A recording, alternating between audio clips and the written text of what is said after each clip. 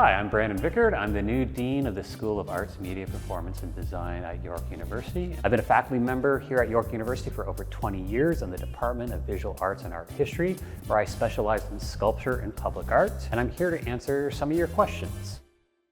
All right, first question. First thing you ever sculpted? Well, I think the first thing I ever sculpted, excluding Legos, was a wood carving figurative piece that I did in high school, where I basically took a piece of firewood off of a stack outside of our house, and I spent some time whittling it into a figurative form. I can't even remember what exactly the form represented, probably a ripoff of something by Rodin, but like all young artists, you learn by emulating those who came before you. Second question, go-to studio or workplace on campus? For me, that would easily be the LL Odette Sculpture Studio. It's where I've taught the majority of my classes, it's where I do my research, it's where I feel most at home on campus. It is a very dusty, loud, robust place with lots of things happening, metal being cast, wood being carved, plaster being mixed. Students are there. It's a real bustling area, but it's where I feel probably most at home on campus. Favorite art piece of all time? For me, that would easily be Barnett Newman's Voice of Fire, which hangs at the National Gallery in Ottawa. I remember being a teenager in the late 80s, early 90s when this was originally purchased by the National Gallery and all the hubbub around the gallery spending millions of dollars on this American artist work. And then actually getting to see the piece in reality. And it seems really simple. It's two massive blue streaks next to a red streak. But when you stand in front of it, it vibrates with energy and kind of changes the way you see the world around you. So that's really the piece that probably inspired me to become an artist. Artist that inspired you the most?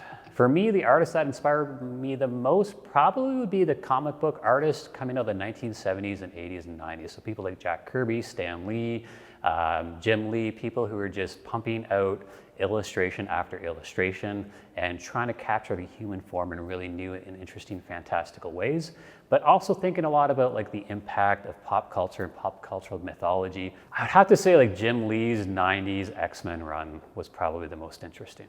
So it was really a formative time for me to kind of read those comic books, and it's really made me think about the role of arts in culture. What's always in your studio bag or pocket? Like most visual artists, I always carry a sketchbook with me and a really good pen. I always find this is handy for jotting down ideas.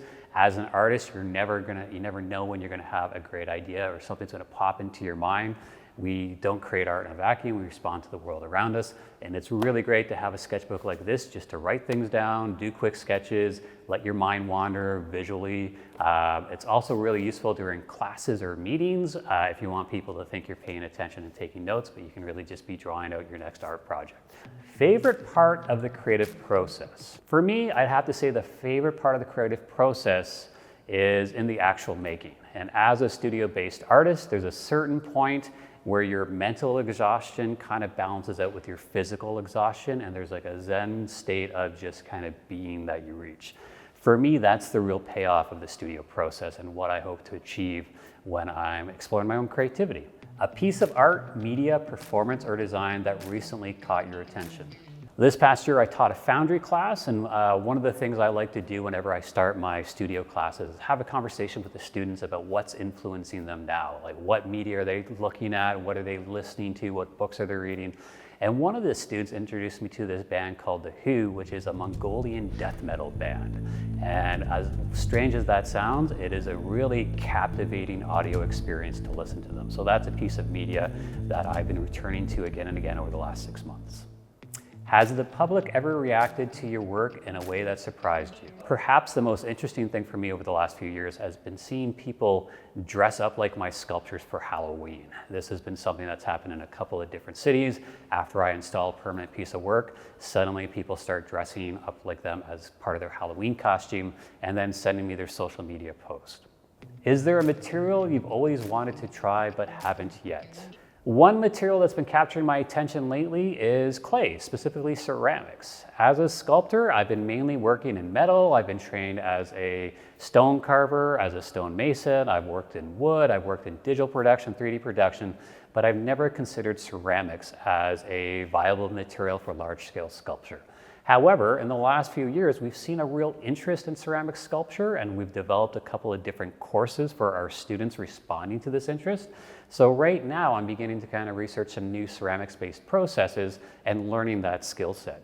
It's one of the things I really value about working at a university. You know, as an artist, you kind of get set in your ways, working in a specific process, specific material. But the more you engage with students, it opens up new ways of thinking and new ways of responding to challenges or opportunities. Has anything surprised you about that material? No, it's exactly what I thought it was going to be.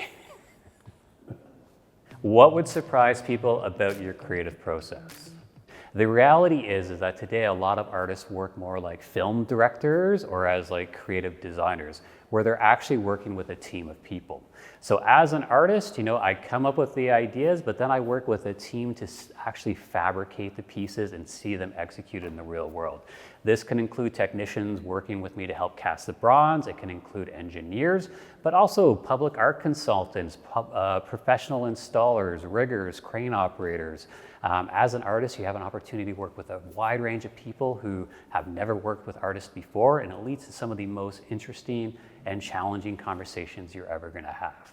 What excites you most about being the new dean of AMPD? Being able to pay the school back. You know, I've been here 20 years, and then over this last 20 years, I've gotten so much from working with students, working with other faculty members, working with the staff, you know, generating new ideas for art or creative processes from conversations with random people that I run into every day. And I see the position of Dean of AMPD as an opportunity to continue feeding into this beautiful place where, you know, so many students are not only being creative, but learning how to translate their creativity into a professional career. What makes AMPD stand out from other art schools? We exist as a small art school that's part of a bigger university, meaning that when you join us in your first year, all your studio classes, all your intro classes are very small. So if you take an intro drawing class or an intro dance class, there's only 25 other people in that class with you. You get to know the instructors. All your studio-based classes happen in the same buildings. There's a real creative energy that happens in our position on campus. At the same time, you get the advantage of being part of a larger university. So if you have an interest outside of the arts in, say, psychology or astronomy or philosophy or gender studies or pretty much any other topic, you can take classes at the university in those subjects.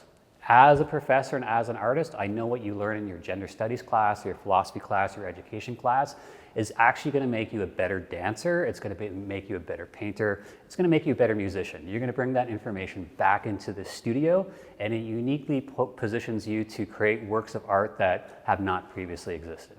What is your primary focus as dean? Ensuring that this great faculty continues to prosper and creates a creative space for all our incoming students, that our students have a positive experience and feel supported in their pursuit of creativity and personal expression.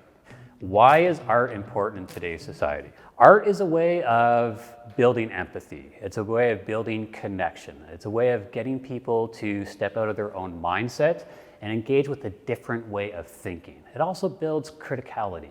And we don't mean criticism, we mean a critical way about thinking about the world and looking for a cause and effect that kind of build up the way we view the world.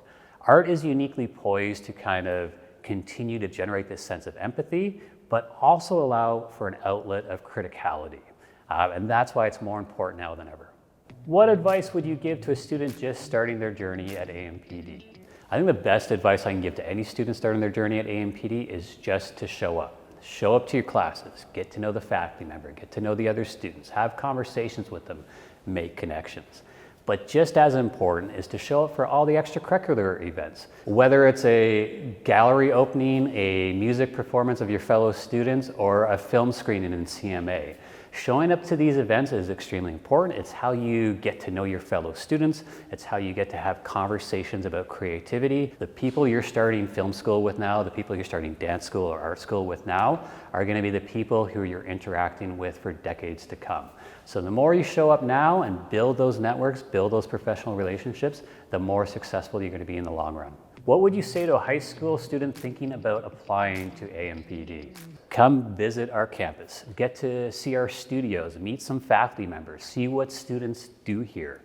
We all have this preconceived notion of what university is, or what art school is, or what film school or dance school is going to be like, but it's a completely different experience than what you have in mind.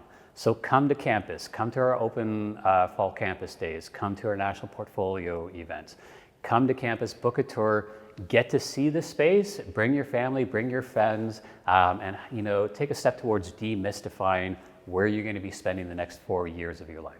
What do you see emerging from this generation of creators that excites you? Fluidity. So they move between disciplines. One week they're choreographing dance, next week they're working on paintings. They don't see disciplinary boundaries the same way that people from my generation see them. So that fluidity is really quite interesting. A rapid fire round. Finish this sentence. AMPD students are, I would say they're bold and they're creative. While in studio, morning or night? Definitely in the morning. Music or silence? I definitely have to have background music anytime I'm in the studio. Sketch or dive in? I am definitely somebody who just dives into the artistic process. Clean as you go or deal with the mess later? My studio looks like a bomb has gone off. It is definitely a mess, and so I'd have to go with deal with the mess later. Installation, solo or team effort? Definitely a team effort. Showing your work, gallery or outdoors? My preference is always outdoors, but I'm also somebody who works in public art, so that's just a normal fit. On campus, studio or classroom? Definitely the studio. Creative blocks, walk it off or push through? I definitely push through. Work in progress, show people or hide it? It depends how happy I am with the piece, but generally I will post it on social media before it's finally finished. And that's all. I hope you learned something new today, and I look forward to seeing you around campus.